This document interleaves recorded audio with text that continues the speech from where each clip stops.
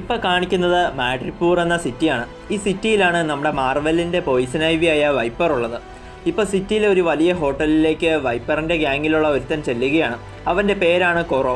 ഇപ്പോൾ കൊറോ ഈ ഹോട്ടലിൽ വരാൻ കാരണം എന്താണെന്ന് വെച്ചാൽ ഏതോ ഒരാൾ വൈപ്പറുമായി ഒരു ബിസിനസ് നടത്തണമെന്നും പറഞ്ഞ് ഈ ഹോട്ടലിൽ ഇരിക്കുന്നുണ്ട്. അപ്പോൾ പുള്ളിക്കാരനെ കാണാനാണ് കൊറോ ആ ഹോട്ടലിൽ വന്നിരിക്കുന്നത്. അങ്ങനെ ഇപ്പോൾ കൊറോ അയാളുടെ അടുത്തേക്ക് ചെല്ലുന്നു. ആ ബിസിനസ്മാൻ മറ്റാരുമല്ല, നമ്മുടെ വോൾവറിനാണ്.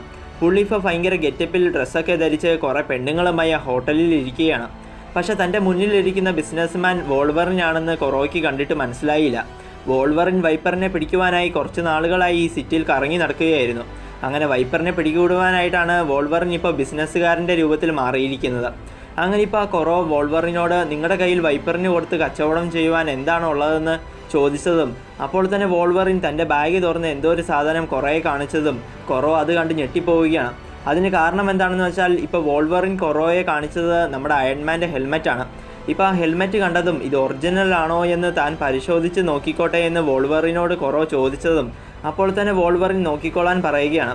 അങ്ങനെ കൊറോ അയൺമാൻ്റെ ഹെൽമെറ്റ് എടുത്ത് തൻ്റെ തലയിൽ വെച്ച് പരിശോധിച്ച് നോക്കിയപ്പോൾ അത് ഒറിജിനൽ ആണെന്ന് കൊറോയ്ക്ക് മനസ്സിലാകുന്നു. അതുകൊണ്ട് തന്നെ കൊറോ വൈപ്പറിനെ വിളിച്ച് അറിയിച്ചിട്ട് വോൾവറിനെയും കൊണ്ട് വൈപ്പറിൻ്റെ അടുത്തേക്ക് കൊറോ ചെല്ലുകയാണ്. അങ്ങനെ ഇപ്പോൾ തൻ്റെ അടുത്ത് കച്ചവടത്തിന് വന്ന ബിസിനസ്സുകാരനെ കണ്ടതും വൈപ്പറിനെ അത് വോൾവറിനാണെന്ന് മനസ്സിലാകുകയാണ്. അന്നേരം തന്നെ വൈപ്പർ തൻ്റെ ആളുകളെല്ലാം വിളിച്ചു വരുത്തി വോൾവറിനെ അറ്റാക്ക് ചെയ്യുകയാണ്. അപ്പോൾ തന്നെ വോൾവറിൻ തൻ്റെ നേരെ വന്ന വൈപ്പറിൻ്റെ ആളുകളെയെല്ലാം അടിച്ചു വീഴ്ത്തുകയാണ്. എന്നിട്ട് വൈപ്പറിനോട് നീ എന്തിനാണ് തന്നെ ജീവനോടെ പിടികൂടുവാനായി ഒരു കോൺട്രാക്റ്റ് ഉണ്ടാക്കിയതെന്ന് വോൾവറിൻ ചോദിച്ചതും താനല്ല ആ കോൺട്രാക്റ്റ് ഉണ്ടാക്കിയതെന്നും തൻ്റെ അടുത്തൊരു ക്ലയൻറ്റ് വന്നുവെന്നും അയാൾ പറഞ്ഞിട്ടാണ് താൻ നിന്നെ ജീവനോടെ പിടികൂടുവാനായി തൻ്റെ കീഴിലുള്ള ഓരോ ക്രിമിനൽസിനെയും ഏർപ്പെടുത്തിയതെന്നും അയാളാണ് ഈ കോൺട്രാക്റ്റ് ഉണ്ടാക്കിയതെന്നും വൈപ്പർ വോൾവറിനോട് പറയുകയാണ്.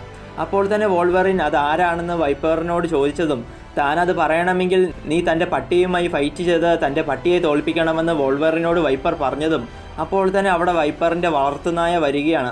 അത് മറ്റാരുമല്ല, സേബർ ടൂത്താണ്. സേബർ ടൂത്തിനെ ഒരു പട്ടിയെ ഇടുന്ന പോലെ ചെങ്ങലകൾ കൊണ്ട് കഴുത്തിലും മറ്റും കെട്ടിയിട്ടിരിക്കുകയാണ് വൈപ്പർ. അതൊക്കെ കണ്ട് ഞെട്ടിപ്പോയ വോൾവറിൻ നിനക്ക് എന്താണ് സംഭവിച്ചതെന്ന് സേബർ ടൂത്തിനോട് ചോദിച്ചതും ജയിലിലായിരുന്ന തന്നെ രക്ഷിച്ചത് വൈപ്പറാണെന്നും പക്ഷെ അവൾ തന്നെ ഈ കോലത്തിലാക്കിയെന്നും സേബർ ടൂത്ത് വോൾവറിനോട് പറയുകയാണ്. അങ്ങനെ ഇപ്പോൾ അവിടെ സേബർ ടൂത്തും വോൾവറിനും തമ്മിൽ ഒരു ഫൈറ്റ് നടക്കുകയാണ്. ഈ ഫൈറ്റിൽ സേബർ ടൂത്ത് വിജയിക്കുവാണെങ്കിൽ സേബർ ടൂത്തിനെ റിലീസ് ചെയ്യാമെന്ന് വൈപ്പർ സേബർ ടൂത്തിനോട് പറഞ്ഞിരുന്നു. അതുകൊണ്ട് തന്നെ ഇപ്പോൾ അവിടെ വോൾവറിനും സേബർ ടൂത്തും തമ്മിൽ ഒരു വലിയ ഫൈറ്റ് തന്നെ നടക്കുകയാണ്. അങ്ങനെ ഇപ്പോൾ ആ ഫൈറ്റിൽ വോൾവറിൻ വീണു പോവുകയാണ്. മാത്രമല്ല വോൾവറിൻ്റെ ഒരു കണ്ണ് ആ ഫൈറ്റിൽ പൊട്ടിപ്പോവുകയും ചെയ്യുന്നു. അങ്ങനെ ഇപ്പോൾ സേബർ ടൂത്ത് വോൾവറിനെ അടിച്ചു തോൽപ്പിച്ചിട്ട് പുള്ളിയെ കൊല്ലാൻ വേണ്ടി പോയതും പെട്ടെന്ന് സേബർ ടൂത്തിനെ ലേഡി ഡെത്ത് സ്ട്രൈക്ക് വന്ന് അറ്റാക്ക് ചെയ്ത് വോൾവറിനെ രക്ഷിക്കുകയാണ്. ലേഡി ഡെത്ത് സ്ട്രൈക്കിനോട് പിടിച്ചു നിൽക്കുവാൻ സേബർ ടൂത്തിന് സാധിക്കുന്നില്ല. ഡെത്ത് സ്ട്രൈക്ക് ഇപ്പോൾ സേബർ ടൂത്തിനെ വീണ്ടും അറ്റാക്ക് ചെയ്യാൻ വേണ്ടി പോയതും അപ്പോൾ തന്നെ വോൾവറിൻ അവനെ ഒന്നും ചെയ്യരുതെന്നും ആ വൈപ്പർ അവനെ പോയിസണൈഡ് ചെയ്തിരിക്കുവാണെന്നും അവൻ്റെ കഴുത്തിലെയും കൈകളിലെയും ആ ചെങ്ങലകൾ പൊട്ടിച്ചു കളഞ്ഞാൽ അവൻ മര്യാദയ്ക്ക് ഇവിടുന്ന് പൊയ്ക്കോളുമെന്നും വോൾവറിൻ ഡെത്ത് സ്ട്രൈക്കിനോട് പറഞ്ഞതും അപ്പോൾ തന്നെ ഡെത്ത് സ്ട്രൈക്ക് സേബർ ടൂത്തിൻ്റെ ദേഹത്തുള്ള ചെങ്ങലകളെല്ലാം പൊട്ടിച്ചു കളയുകയാണ്. അപ്പോൾ തന്നെ സേബർ ടൂത്ത് അവിടുന്ന് വേഗം പോവുകയാണ്. സേബർ ടൂത്ത് മാത്രമല്ല ആ വൈപ്പറും അവിടുന്ന് എങ്ങോട്ടോ പോയിരിക്കുകയാണ്.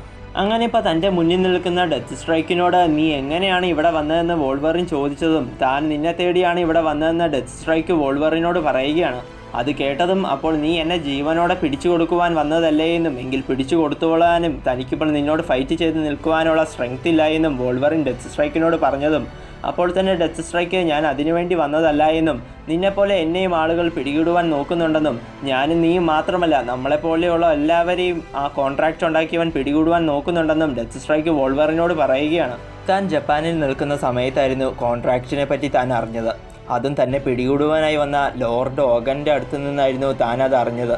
ഓഗൻ്റെ അടുത്തു നിന്നും രക്ഷപ്പെട്ടാണ് താൻ ഇവിടെ വന്നതെന്നും തനിക്ക് കോൺട്രാക്റ്റ് ഉണ്ടാക്കിയത് ആരാണെന്നൊന്നും അറിയില്ല എന്നും അതുകൊണ്ട് നമ്മൾ രണ്ടുപേരും ഒന്നിച്ചു നിന്ന് കോൺട്രാക്റ്റ് ഉണ്ടാക്കിയ ആൾക്ക് നേരെ പോരാടണമെന്നും അതിന് നിൻ്റെ സഹായം ചോദിക്കുവാനാണ് താൻ വന്നതെന്നും ലേഡി ഡെത്ത് സ്ട്രൈക്ക് വോൾവറിനോട് പറയുകയാണ്. പക്ഷെ പെട്ടെന്ന് വോൾവറിൻ തൻ്റെ പൊട്ടിപ്പോയ കണ്ണ് ഒരു തുണി കൊണ്ട് കെട്ടിവെച്ചിരിക്കുന്നത് കണ്ടതും അതുപോലെ സേബർ ടൂത്തിനോട് ഫൈറ്റ് ചെയ്യുന്നതിൻ്റെ ഇടയിൽ വോൾവറിൻ അഡമാൻറ്റിയം ഗ്ലൗസ് ഉപയോഗിക്കാത്തതും ഓർമ്മ വന്ന ഡെത്ത് സ്ട്രൈക്കിന് വോൾവറിൻ ഇപ്പോൾ പഴയതുപോലെ ഹീലിംഗ് ഫാക്ടർ ഇല്ല എന്നും അവന് പഴയതുപോലെ സ്ട്രെങ്ത് ഒന്നും ഇല്ല എന്നും മനസ്സിലാകുകയാണ്. അതുകൊണ്ട് തന്നെ ഡെത്ത് സ്ട്രൈക്ക് വോൾവറിനെ അറ്റാക്ക് ചെയ്ത് വീഴ്ത്തിയിട്ട് വോൾവറിനെ കോൺട്രാക്റ്റ് ഉണ്ടാക്കിയ ആൾക്ക് പിടിച്ചു കൊടുത്താൽ പകരം തൻ്റെ ജീവൻ രക്ഷിക്കുവാനും കോൺട്രാക്റ്റിൽ നിന്ന് തൻ്റെ പേര് ഇല്ലാതെയാകുമെന്നും വിചാരിക്കുകയാണ്. അങ്ങനെ ഇപ്പോൾ ഡെത്ത് സ്ട്രൈക്ക് വോൾവറിനോട് അതൊക്കെ പറഞ്ഞ് വോൾവറിനെ അറ്റാക്ക് ചെയ്യാൻ വേണ്ടി പോയതും പെട്ടെന്ന് ഒരു കൈ ഡെത്ത് സ്ട്രൈക്കിൻ്റെ ശരീരത്തിൻ്റെ പുറകിലൂടെ ഫേസ് ചെയ്ത് മുൻപിൽ വരികയാണ്. ആ കൈ മറ്റാരുടേതുമല്ല, അത് വോൾവറിൻ്റെ കൂട്ടുകാരിയായ കിറ്റിയുടേതാണ്.